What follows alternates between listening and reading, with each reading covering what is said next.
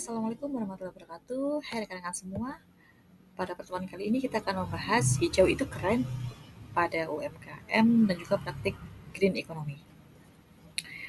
Menginspirasi UMKM menjadi pelaku ekonomi hijau yang tangguh dan juga berkelanjutan merupakan perjalanan hijau yang saat ini akan dimulai. Mari kita pelajari mengenai data, studi kasus, dan juga rekomendasi praktis untuk transformasi hijau. Apa sih sebenarnya green economy itu? Green economy merupakan sistem ekonomi rendah karbon yang efisien dalam penggunaan sumber daya, sehingga mampu menghasilkan kesejahteraan manusia dan juga keadilan sosial, di mana memiliki fokus utama yaitu pembangunan inklusif dengan partisipasi semua pihak, sehingga mampu menciptakan harmoni antara ekonomi, sosial, dan juga lingkungan. Mengapa green economy sangatlah penting? Green economy memiliki peran penting diantaranya yaitu mampu menekan 10% emisi nasional, di mana populasi industri UMKM menyumbang populasi signifikan emisi nasional. Yang kedua, adanya potensi penghematan sebesar 20% mengenai penurunan biaya operasional dan juga efisiensi energi. Yang ketiga, mengenai kenaikan permintaan sebesar 36% atas permintaan konsumen dan juga produk ramah lingkungan yang terus meningkat. Tantangan dari UMKM ini diantaranya limbah yang mencapai 65% dari UMKM belum memiliki pengelolaan limbah cair dan juga padat yang maksimal. Yang kedua, konsumsi listrik yang tidak efisien, terutama pada sektor pangan dan juga tekstil. Yang ketiga, mengenai bahan baku, di mana penggunaan material tidak ramah lingkungan dan masih dominan.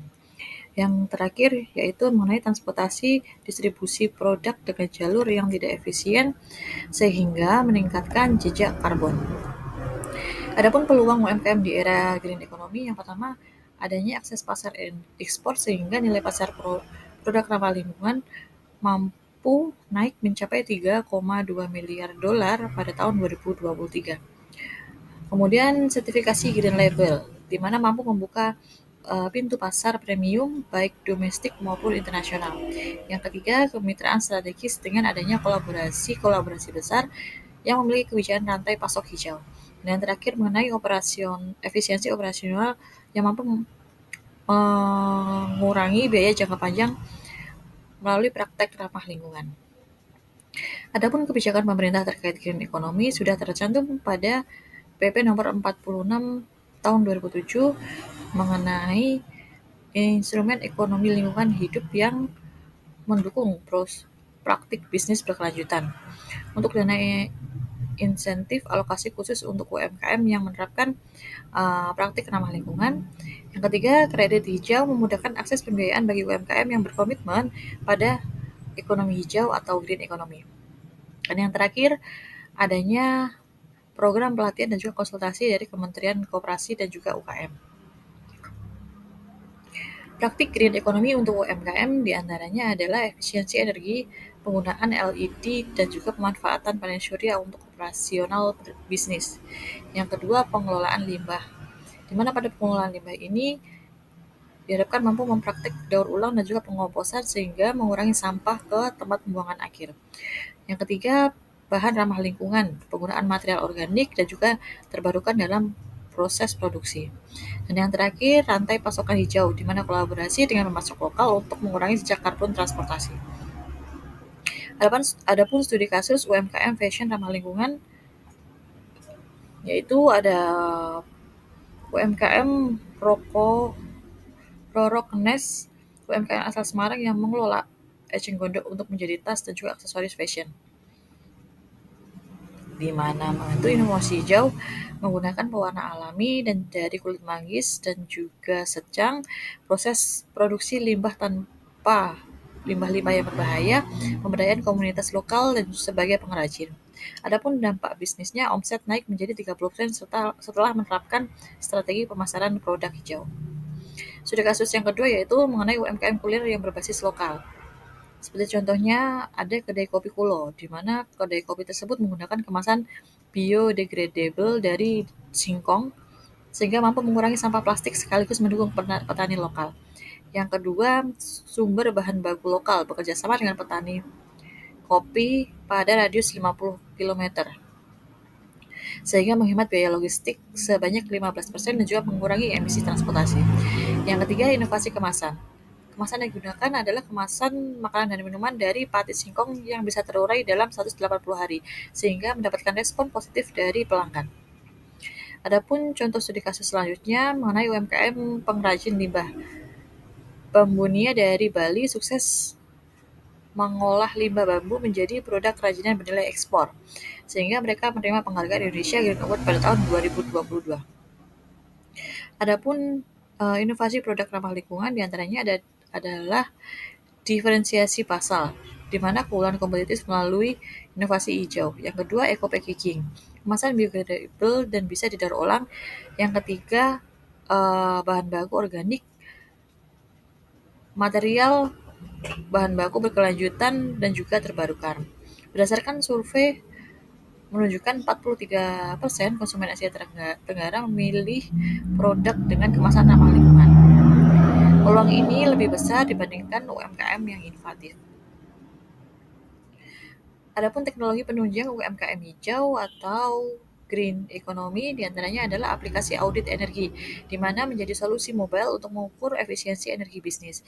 Yang kedua, marketplace menggunakan green exchange, yang platform tersebut merupakan platform khusus untuk produk hijau untuk yang berkembang di pasar domestik dan juga ekspor. Kemudian analisis berkelanjutan, menggunakan dashboard pengukuran dampak lingkungan dan juga sosial bisnis. Adopsi teknologi yang tepat guna membantu UMKM menerapkan praktik hijau dengan lebih efisien. Biaya implementasi makin terjangkau. Adapun skema pendanaan UMKM green economy diantaranya berdasarkan jenis pendanaan, suku bunga, platform, dan juga tenor.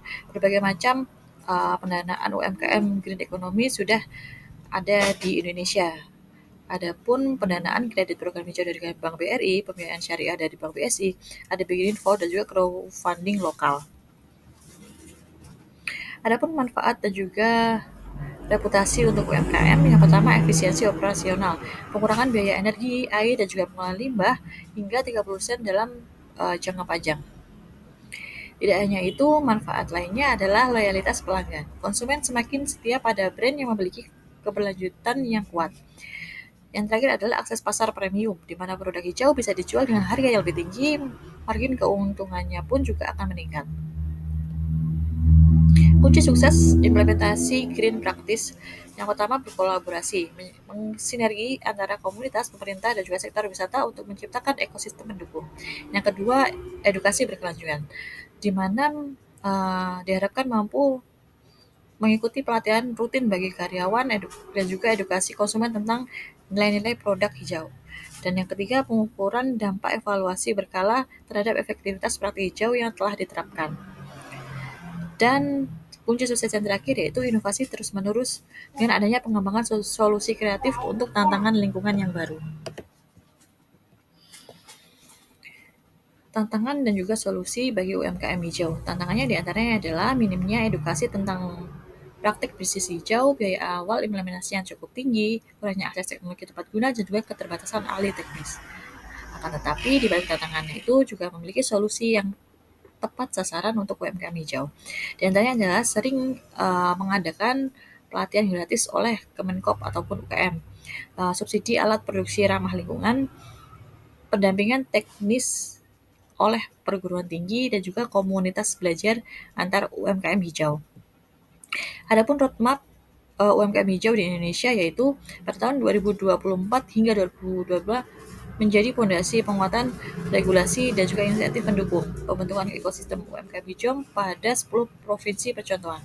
Pada tahun 2026 sampai 2027 melakukan pengembangan ekspansi program ke 20 provinsi guna meningkatkan kapasitas hingga 100.000 UMKM dalam praktik hijau dalam tahapan 2028 dan juga 2030 merupakan akselerasi. Target 30% UMKM nasional menerapkan green practice kerjasama 22 asosiasi UMKM serta kementerian terkait.